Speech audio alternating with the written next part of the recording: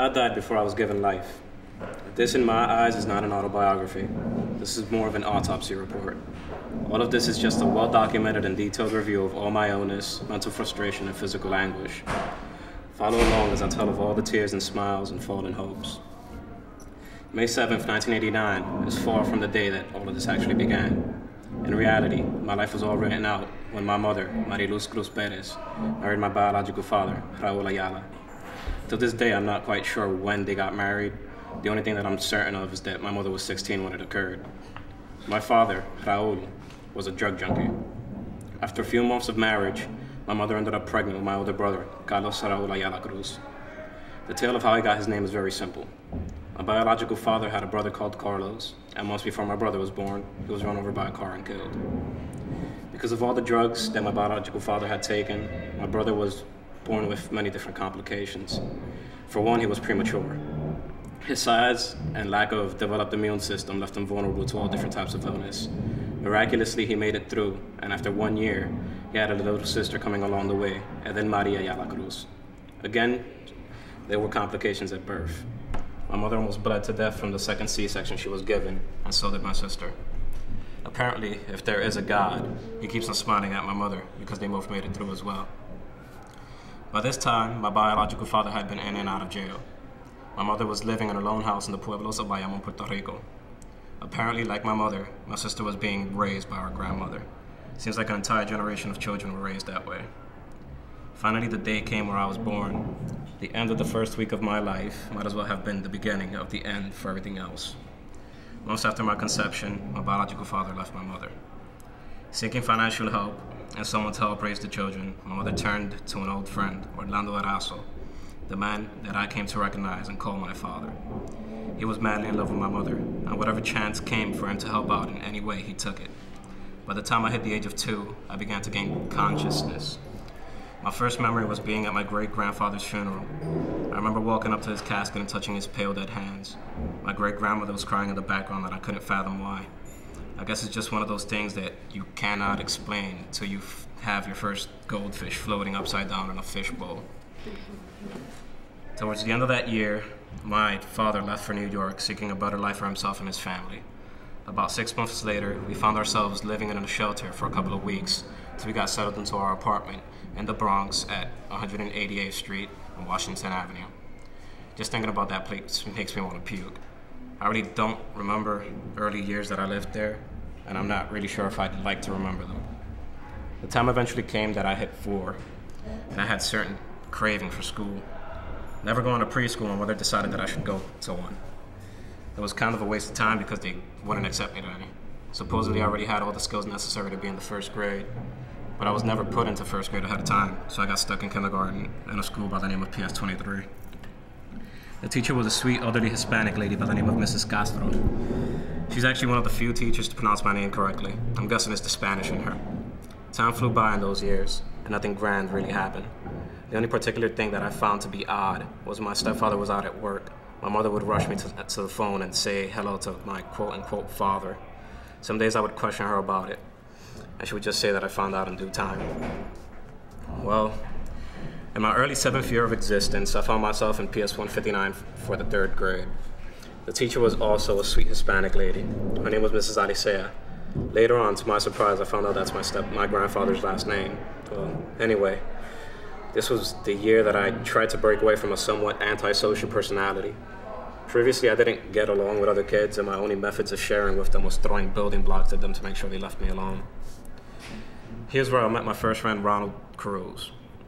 We hang out in the corners of the lunchroom and look at other people, scared of what they might think of or say about us. Eventually, it got to the point where we didn't care anymore. I was actually in school with my older sister, and she'd stick up for me no matter what. She had many friends and was considered very popular, even to people in my grade. She had a friend by the name of Edwin Rosado, and he had a younger sister by the name of Vanessa Rosado, who came to be my first crush. We didn't have class together, but from afar I would stare at her and try to gather enough courage to talk to her. I never did. By chance, though, there was only one 4th grade class in that school, so we'd have to cross paths eventually. The 4th grade was more of a social icebreaker than anything else. I began to come out of my shell and display to people more or less of who I am. I began making more and more friends, and to my surprise, Vanessa happened to be one of them. Nothing ever really happened between me and her, which is one thing that till this day I sort of regret. But she did become one of my best friends, so I still consider myself extremely fortunate to have someone like her. Days were like minutes those days. In what appeared to be a blink of an eye, I was already 9. It seems that God stopped smiling in those days. My stepfather had left us for reasons that at the time were hidden from me. Day after day, I would cry in school wondering when I would get to see him again, but I never did. I would try to listen to conversations that my mother was having with people on the phone, trying to stifle my tears and the sound of her crying. I didn't understand what hepatitis C was, and from the sound of it, it wasn't anything good. That summer, apparently, I would get a lot of my questions answered, one of which, who was that person on the phone? This would be my first trip back to Puerto Rico, and I was dumbfounded by its natural beauty. After vacating the airport, I met 2 elderly loving people, Mr. Raul Ayala Licea and Mrs. Adel Maria Ayala, my grandparents, who are very wise and very true to one another and everyone else that they know. We soon made our way to the top of a mountain, and I read this huge sign that stated Campamento Guavate, apparently the first time I would meet my biological father that would be in jail. This visit, instead of answering questions, only created more confusion. I never realized or thought that I would have a quote-unquote biological father. It seems that everything is cloaks and daggers. It seems that the theme of cloaks and daggers would be significant in the long period of my life. The rest of that trip I don't remember, but I'm sure that if it's a repressed memory, I wouldn't want to conjure it up. From there on out, my life seemed to be filled with confusion, frustration, anger, and depression. I graduated from PS 159, leaving all my friends and headed towards a new school, MS 118. The most complicated years of my life, I lived in that school. Early into my 7th grade year, I heard that my stepfather has AIDS. I always would hear and see commercials on TV and on the news, but never really knew what it was. Once there was a discussion on the topic in class, and upon hearing what AIDS was all about, my world came crumbling down upon me. Just thinking about how things happened from that day fills my eyes with tears. Death after death of many different family members, as if they were playing Russian roulette. It would seem that my first memory would also play a significant role in my life because I became very accustomed to the topic of death. I became more and more antisocial with everyone, especially my family. It would seem that everything is nothing but secrets with them, so I figured that if they couldn't tell me the truth, there's no point for them to tell me there's no point for me to tell them anything about myself. The only thing I kept hoping for was another conversation with Vanessa, and I never really got over her till the 9th grade. From here, we began freshman year of high school. This meant a chance of change, one of which I'm not sure if I ever made. Later that January, my biological father was released from jail. He decided to come visit us in New York and then make his way towards Richmond, Virginia. Upon his arrival, he had the complex of a Christian man, thanking God for all his improvement and change. But this time, I've lost all faith on the concept of God. After my older brother's birthday, we all decided to go to Virginia to visit our family. My mother and sister came to a compromise, and my sister was to stay in Virginia with my father and grandparents. So, shock and surprise, after some of my father's handy sleight of hand, my brother decided to move in with them as well. So after the whole situation, it was just me and my mother left alone in the apartment. The most familiar feeling that comes to mind when I think about that time would have to be alienation. I never really got used to being around my mother in close quarters with one another. In school, I was becoming more open with people, deciding not to take this time for granted. But at home, things were a lot different. My mother went about her business and I went about mine. We never walked over our lines in the sand and never really spoke to one another. The two of us belonged in different worlds, composed of concrete walls covered with eggshell-colored paint. At this time, for one reason or another, I fumbled deeper into the abyss that is depression. Music naturally played a major role in my life. Things would have been extremely different if I hadn't had music, and probably wouldn't be even the person I am today, or be anybody at all. Jazz, rock, and metal played an integral role in all of this. For bands like Black Sabbath to people like Duke Ellington, they've all inspired me to just keep on going. Before my spare time, I decided to take up a hobby. Piano playing was naturally one of them, being able to express my sorrow through my fingertips and electronic mechanisms of my keyboard. Poetry became my second love. I've always read works by Emily Dickinson, Edgar Allan Poe, and Robert Frost, and a legion more. These two practices became my escape from this world that has been created for me. Freshman year was now over, and I had a certain sense of regret plaguing me. I didn't really become part of the quote-unquote crowd. I usually stuck to myself for most of the year, but nonetheless, I was making social improvement. Thoughts of Vanessa and old friends trickled throughout my mind, so I would constantly try to find things to keep myself occupied with. By the time September came around the bend, you can see I was a completely different person. Physically, I was doing horribly. Mentally, I felt stronger than ever. Emotionally, I was and still am battered and bruised. The only dilemma that really came about was trying to find some sense of homeostasis to control all of this. Again, it never happened. This year, I brought it upon myself to get closer to the school staff. Thus, I became friends with the loving and generous Miss Gloria. She would have conversations with me in hallways whenever I found myself out there, and told her about my poetry. To my amazement, she introduced me to Madam Pearl Quick, who threatened to kill me if I didn't go to the poetry class held every Friday. Again, to my surprise, one of the poetry teachers was Joe Obelis, whose class I used to cut every day when I had him freshman year. I never really made it clear if he recognized me or not. All I knew was that the man was brilliant, along with the other teachers there, Amy Sultan and Roland Legiardi. Come winter time, I went back to Virginia to spend Christmas over there. To me, this was nothing more than a notch to add to the list of complete and utter torture. All I was happy about was that by the time this was over, my brother was moving back with us. But this was just the calm before the storm. The day we were meant to head back to New York, we stopped at a Pizza Hut for breakfast. To add to this odd scenery, my uncle waited until my mother went to the bathroom to reveal something to us. Minutes later, I found myself on the verge of tears because of the startling discovery laid in front of me. He said that my mother has a brain tumor. I've lost most of my close relatives, each in their own way, but no matter how many differences me and my mother had shared, she was and still is my mother. Life passed me by in those days, more than any other time of my life. Everything I've ever loved appeared to be fading away.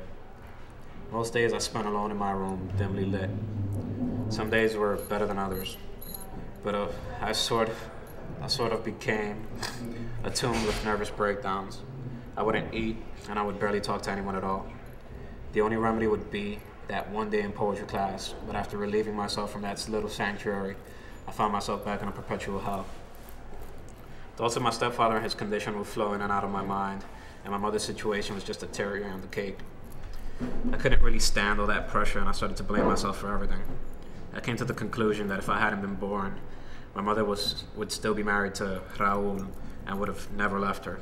As far-fetched as that may sound, at the time it made sense to me.